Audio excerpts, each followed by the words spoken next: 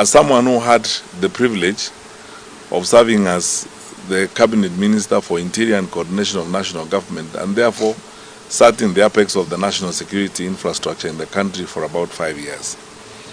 We have spoken about these things for a while, but it's now abundantly clear that the President and his government have chosen violence as a weapon for political survival and as a weapon for political engagement. And I'm not going to start where usually people start with these tired cliches about we condemn in the strongest terms possible, we ask for action. I'm not going to go that direction, because what we are dealing with is abundantly clear to all of us that we have come to a point where certain serious conversations must happen in this country and choices must be made. This is not rocket science. You don't need a degree in geophysics to see what is going on in the country. This weekend alone, from the stoning incident in Mulot that affected my 2 vehicles, to the stoning incident in Nakuru Town West that affected DCP leaders, and then Salga, and then yesterday in Homa Bay. It's so clear to everyone that, one, there's a pattern to this. Second, there's very clear acquiescence of government in this, because you look at the behavior of the security forces on this matter. And three, you can see, blatantly, a case of, determination on the part of government to engage in this level of violence. From my experience, I want to tell Kenyans very sincerely, I do not think and I cannot see how the scale of violence in Homa Bay and the activity that happened there could have happened without the knowledge of the National Security Council and without the knowledge especially of the President, because I have been in that environment before. The President receives executive intelligence briefings wherever he is, even if he is in Greenland or attending the UN General Assembly. Such intelligence information is gathered and the President is briefed very regularly. So when you look at what happened in Homa Bay, it's crime at industrial scale. The planning, you can see clearly the choreography, the management of that, and the resources that could have been spent in that clearly shows you that this is something that was premeditated, it had been happening, it was planned. The next question you ask is, where was the county security team led by the county commissioner in Homa Bay? Where was the regional security team led by the regional commissioner in Kisumu? In most cases, unless the operations of government have changed in a very significant manner, and my dear Kenyans, listen to me, this is something I know like the back of my hand.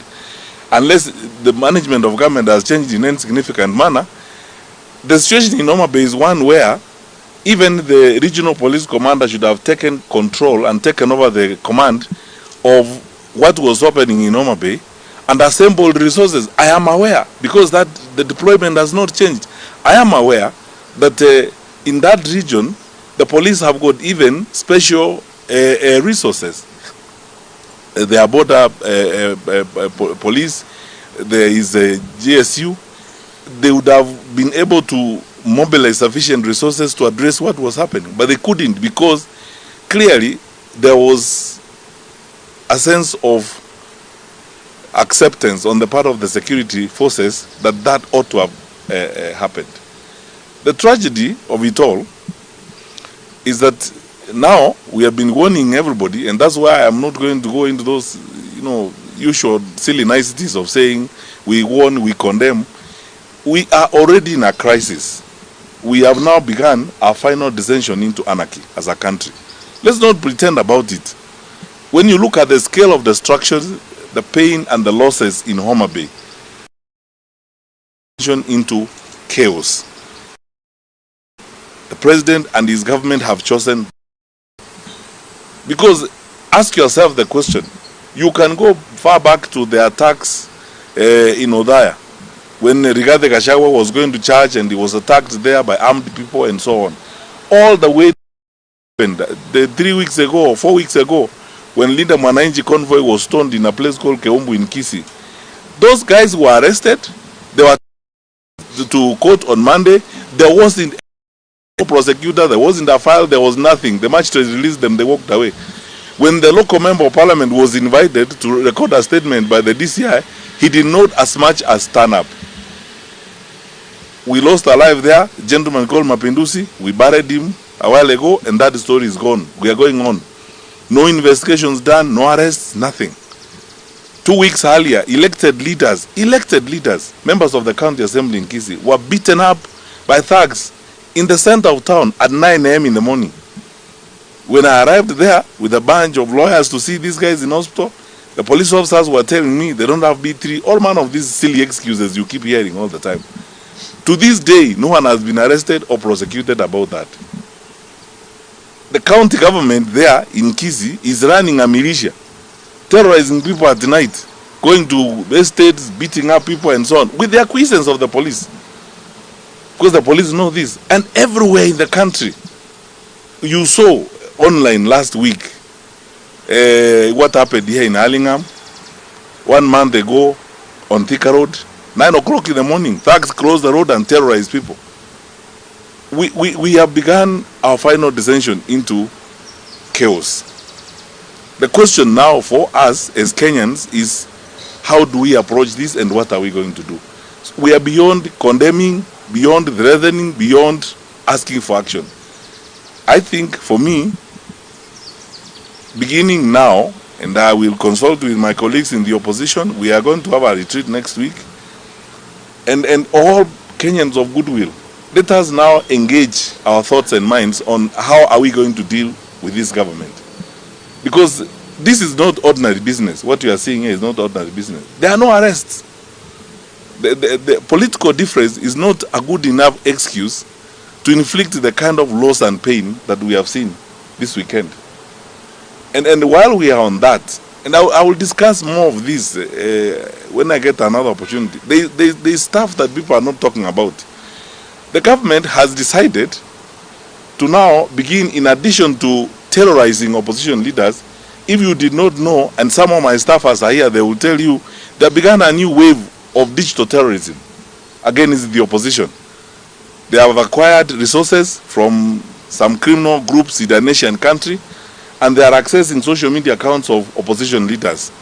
These days, we get trailed, and my staffers can bear me out. We get trailed by vehicles, I believe they belong to the state, with jammers.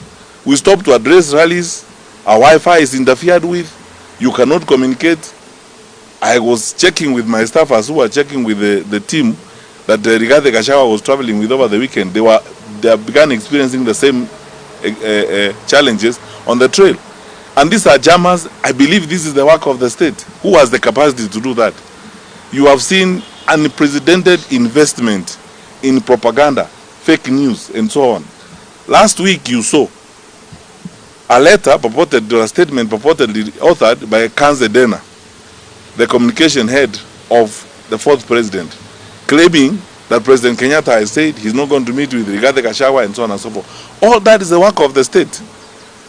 Now the state is investing huge amounts of money in propaganda, in fake news, and so on, targeting the opposition and so on, instead of focusing on the challenges we have as a country. All these are acts of a government that is not interested in the order and stability of the country. And let us not delude ourselves. Let us not delude ourselves. Countries that have begun this path this way end up like some of our neighbors. The level of anarchy in the country and the evidence of state failure is all over, is replete. And by the way, we talk to senior officers even in the security sector. They are demoralized, they are so frustrated. Where do we get some of this information? Is senior security officers, some of who talk to us, and they are equally demoralized. They are frustrated. They tell you all these things. They say this is unprecedented. The level of state-supported or state-tolerated crime against the people of Kenya is unacceptable. So, I think the government has made its choice on this particular matter. It's now upon the people of Kenya to also now make their choice.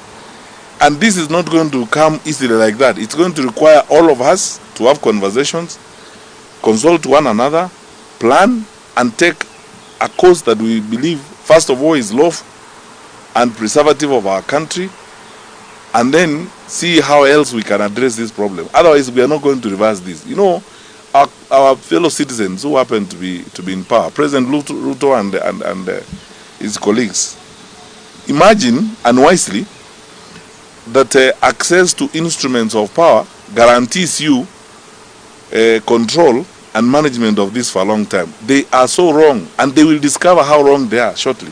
The unfortunate thing is that it will be at the expense of lives such as those that were lost in Homa Bay.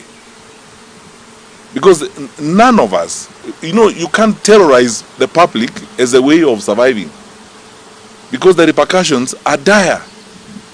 When Wananchi begin to respond to this terrorism, to this madness by the state, you will not be able to control the country. You are radicalizing the country to a point where you won't be able to control it.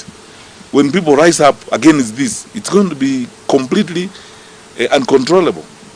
Because ask yourself the question, these people you are paying, these thugs you are paying and goons and all that, to terrorize your opponents, when they are done terrorizing your opponents, what are they going to do? They are going to turn on you, first of all. They will come to your houses. They will want this money. You are socializing them to a consistent supply of income through crime.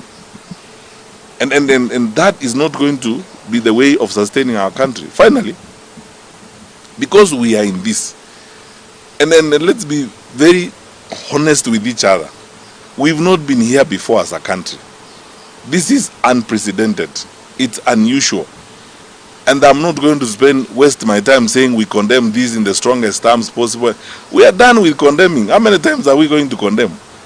Memoranda has been taken to the Inspector General of Police. Representation has been done to the parliamentary committees. Faith-based leaders. Because if I am in leadership and people speak to me the way the Conference of Catholic Bishops spoke, I would actually be worried.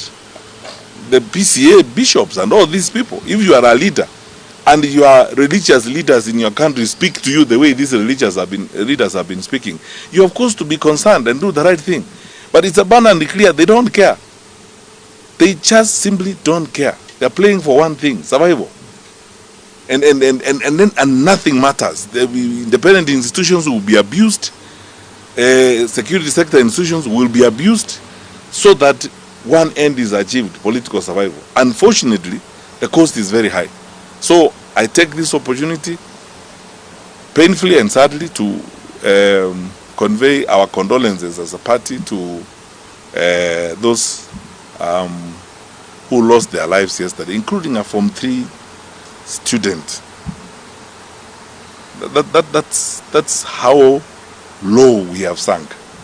Then urge my colleagues in the opposition that time now has come when our sense of commitment to opposition unity is going to be tested. Our sense of patriotism is going to be tested. Our nerves are going to be frayed. Our patience is going to be taxed. And the temptations even to split us are real. What gift could you give this government than seeing opposition leaders either calling each other names in public? We as GP are determined to stay in this for the long haul. We will play our even we ourselves do not like, or things that table and discuss them. We will not fall into the trap of breaking the first commandment when you are at war. Thou shalt not turn fire on your compatriot. The challenges we have are coming from one direction, the government of the day, and now is the time for us to cross ranks, work together, and ensure that we do the right thing for the country. I pray that we don't fall into those temptations of focusing on each other and criticizing each other, and sometimes using language that is intemperate. Patience is being tested. Some of these things are done by government so that we can fight among ourselves. We must refuse to walk down that we as Jubilee are going to refuse to walk down that path. We will work together to ensuring that unity prevails, to ensure stay together and move forward to deliver this country challenges it now faces. The worst, the crime and insecurity initiated, supported by elements of government. Finally, before I finish, you wonderful people in the press, I want you to check this on your own. Over the years, when we were in government, we always periodically did a mop-up of small arms in the wrong hands because of where we find ourselves as a country. We have porous borders around us, and we have conflict virtually in every one of our neighborhoods. And because of that, we sustained that practice of mopping small arms and burning them every so often. What is harrowing to me, even with the knowledge I have on how the security sector operates, there were armed people in that Homa Bay meeting, some of them shooting. Nobody knows whether they are actually people from the disciplined groups. My sense and suspicion is that there are far too many small arms in the wrong hands in the country, which is now fueling up the confidence of criminals and criminal activity. Now, how do we go to an election in that kind of environment? I don't want to say we are asking the government. This is common sense. It's something they know they ought to do. It's something they know they ought to do. And if they are not doing it, they are not doing it deliberately because they have an end they want to achieve. I cannot imagine how, with the kind of security resources we have in the country and the kind of infrastructure we have, we could see the violence in the scale of what we saw in Homa Bay. For 2 days, a rural county in Kenya is actually under the spell and control of criminals. For 2 days. And we behave as if this is normal. I have done my duty as a leader on behalf of my colleagues. I have pointed out to the country and I have warned that we have begun our final descension into chaos and anarchy in this country. The question is, what are we going to do as a people? My suggestion is we will have to sit down, consult all actors and choose which path we are going to follow. Because we are beyond that idea of saying we condemn what happened yesterday. We are beyond condemnation. That's what we do every time. And they know, I want to tell fellow Kenyans, people know that I usually speak bluntly this way. Let's stop this pretense. You know, we are not dealing with a normal situation now in the country. We are not. Where? When you see those kinds of things happening, and who will tell me? Who?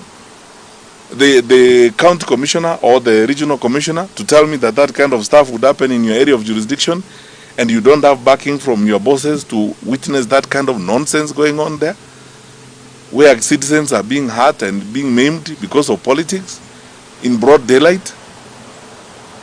The government has chosen that. That's why it's happening. And the deployment of resources, you can see clearly this was very well choreographed, it was very well planned. You don't have to be you can tell the amount of resources being involved, the level of mobilization. The leaders in that area who are organizing that had been swearing all week. And no one is arrested these days, no one is charged in a court of law with that kind of violence. The level of impunity has gone to new levels.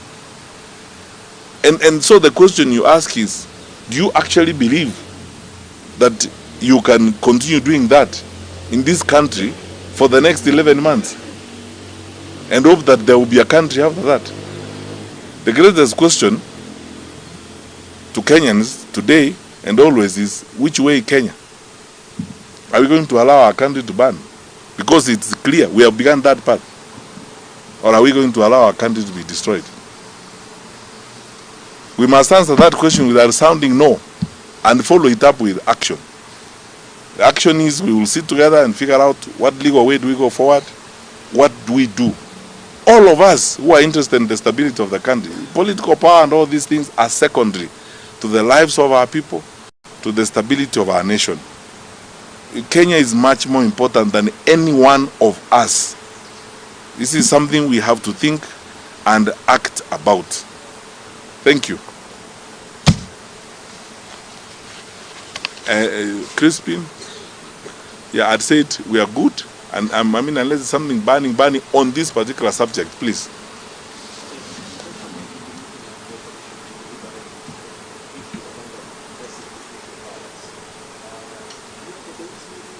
We are having a retreat, an opposition retreat on 24th and 25th of this month.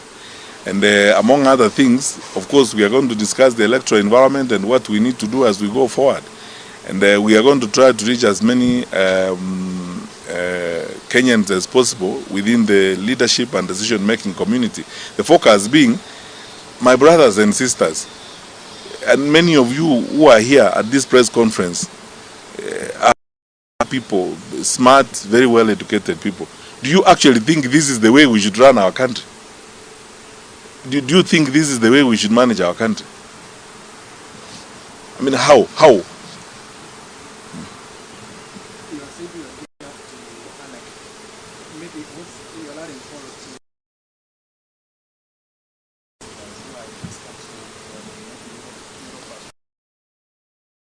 You know, I've said before, by the way, this is something I need to point out. You know, when we comment about things and been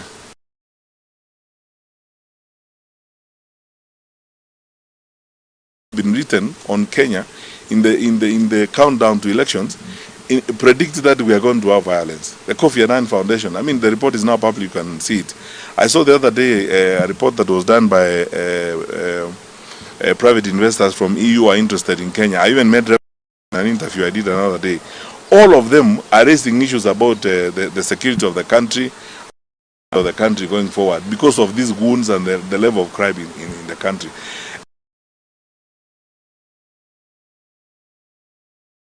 Concerned about the way we are managing our country, not necessarily in the build-up to elections, but the general attitude of the government towards the management of the country. You know, when you look at our leaders and the kind of speeches that come from their mouths, it's shocking. You wonder whether we live in the same place. And I'm saying this with all the seriousness I can master. We are destroying our country for purposes of politics. The president and the government are playing, you know, just for survival. And then because of that, anything goes. We can't lose lives day in, day out on simple matters. I mean, I've often asked the question, if from Kiambu, for example, or you come from Muranga, and the UDA leader, why should you interfere with them? They are not carrying away the residents of Muranga, they are leaving them behind. They were not carrying away the residents of Homa Bay. They were coming to talk to the residents of Homa Bay. They go away. The residents of Homa Bay would be there forever to be talked to by anyone else who wants to talk to them, including their local leaders, to convince them and tell them Nanji was telling them is not right or wrong, whatever the case may be. That's how civilized people behave. Is that a good enough reason to cause the level of mayhem we saw? So we have a problem. You know, let's stop this pretense. We have a serious problem. And it's abundantly clear the government has chosen, the president and the government have chosen this as a way of life. Because there is no way, I can tell you, trust me, I have been a minister of security.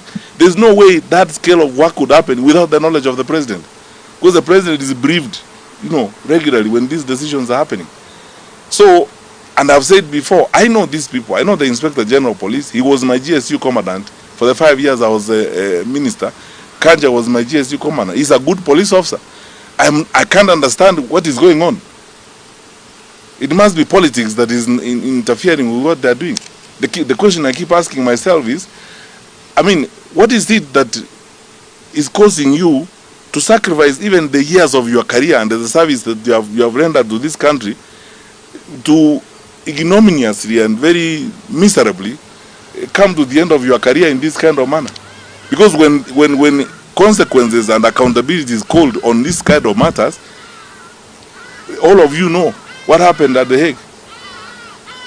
when the warrants were issued, they went to the individual leaders. They didn't go to government. They went to the individual leaders, including those who were in government at that time. And you should meet General Ali to tell you about that experience and how frustrating it can be. So let's be responsible people. What has happened this weekend is horrible for a country of our size and so on. So for the foreigners, that is it. Everyone is surprised about why we are destroying our country.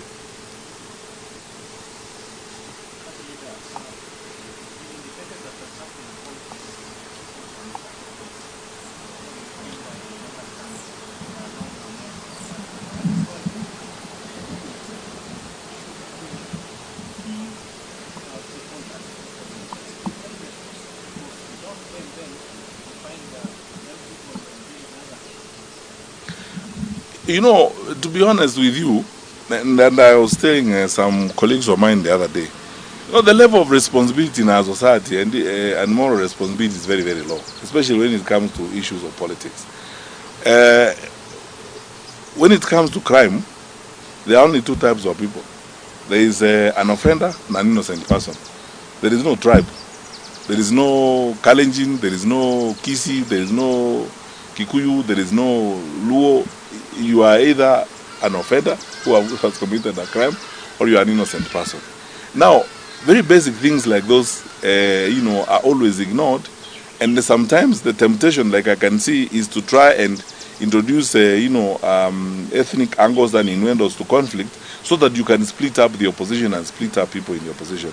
And to your point more specifically, yes, it is this mobilization by politicians and paying people money that goes into this. Wananchi on their own really have no problem. I mean, they have never had problems all along. All these people, how many times has James Orengo gone to Homa Bay?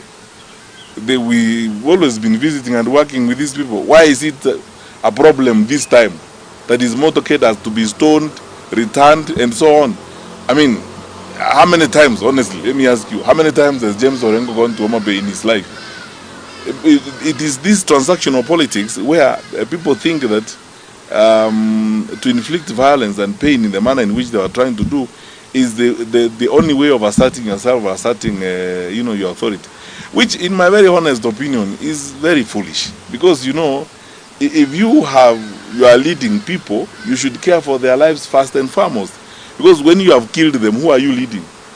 And in any case, as I ask this question, if you pay those people, those guys who are paid, those goons who are paid the way they are paid, running around and so on, terrorizing everybody, when they are done terrorizing your opponents, what will they do?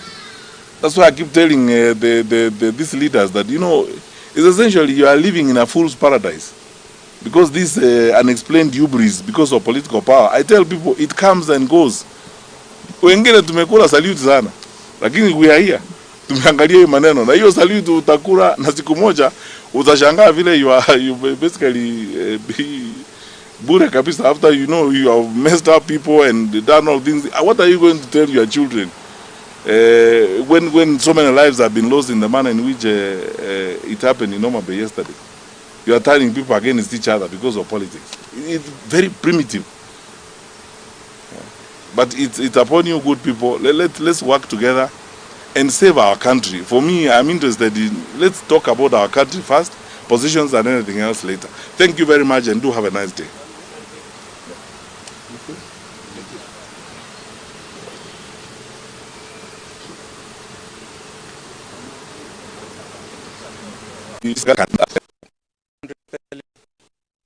I believe that in this, we have now begun our final descension into anarchy as a country.